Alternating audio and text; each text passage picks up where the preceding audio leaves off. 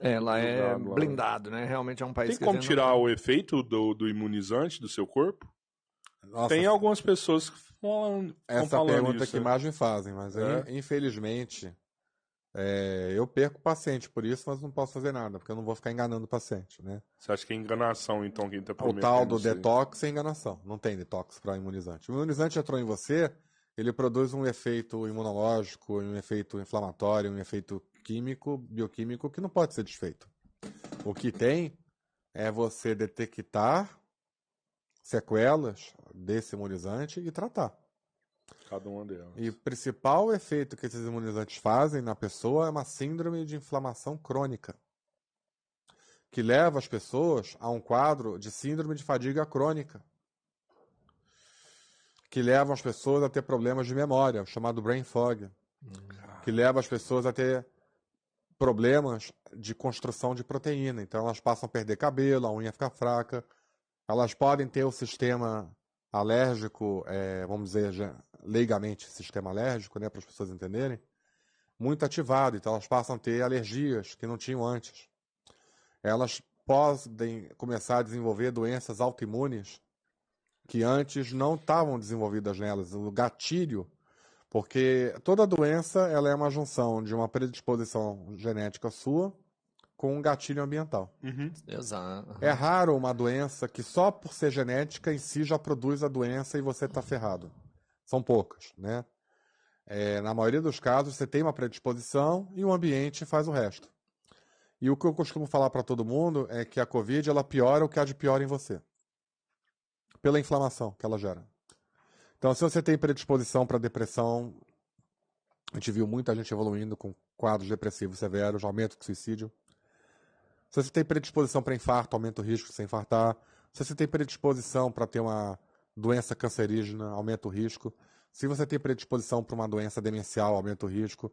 Se você tem predisposição para diabetes, então predisposição para psoríase. Caramba. Né?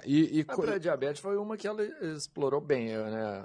Isso. Acho que quase todo mundo durante um período ficava, né, pré-diabético ali. Principalmente os que tomavam corticoide. Né? Um dos efeitos do corticoide é aumentar muito a glicemia. Mas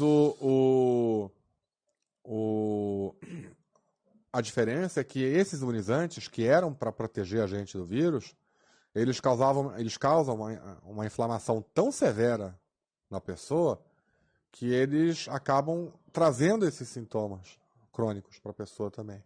Mas com o exame de sangue você não consegue ver essa inflamação depois, consegue? Não, são exames de sangue muito específicos que não tem no Brasil. Você tem que analisar as citoquinas. Ah, não tem. Não é um simples, Você- vou ver o PCR ali, tá, nada disso. Em nível celular. Analisar a citoquina. Tem um exame americano que mede a proteína spike dentro do macrófago humano, só que esse exame não tem aqui no Brasil. Mas se eu fizer, eu consigo identificar essa inflamação. Consegue. Aqui em São Paulo, até pouco tempo atrás, tinha um laboratório aqui americano que importava esse kit e eu fazia nos pacientes que conseguiam arcar com custo. Batata, tá ali. É muito caro o custo desses exames? Era R$ 1.700 na época o exame. Só que agora eles não estão mais fazendo. Mas também qual que é o benefício de você ver? É só pra você saber que você tá inflamado, assim, né? Tem alguns benefícios. Primeiro que o paciente vê. É muito difícil para um paciente aceitar. Tem que me cuidar.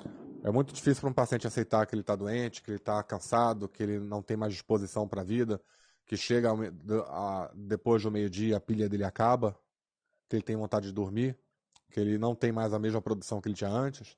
Ele faz uma série de exames habituais e está tudo normal. E ali ele vê, caramba, eu não estou normal. Realmente é verdade, né?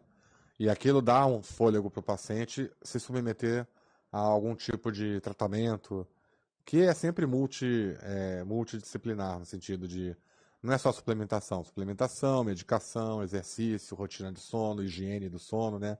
Higiene alimentar, mudança alimentar, uma série de coisas para ele conseguir desinflamar aquele corpo que está inflamado. E tem milhares de estudos mostrando resultado, até com um certo conjunto de aminoácidos foi publicado no Lancet, né? Que eles conseguem diminuir em mais de 50% a fadiga. Fadiga crônica está sendo o principal problema de saúde nos Estados Unidos e na Europa atualmente. Essa população está processando essas indústrias? Muito pouco. Eu ouvi Alguns falar que estão. os Estados Unidos estavam movendo né, uma ação lá pra... fora parece que deu um start grande. Lá assim, fora muita sempre gente. começa primeiro isso. Aqui Sim. no Brasil tá tudo cooptado, dominado nesse aspecto. Vai ser difícil. Aqui a não gente teve conseguir. problema, né, com isso. Você não pode nem falar, né? Aqui não teve. Você não pode nem falar que tá tendo esse problema. Então, E O SUS não trata Covid crônica. E eu falo Covid crônica por uma questão de filtro de linguagem. O nome correto seria, até o Dr. Guilherme Peck, que cunhou esse termo, síndrome do pós-spike, que é a proteína usada para fazer os imunizantes e a proteína principal do vírus, que a gente tem como principal toxina, né? E a gente viu que, ao contrário do que a ciência fala, o imunizante ele pode gerar e agrava um pós-Covid, não necessariamente a Covid em si. Né?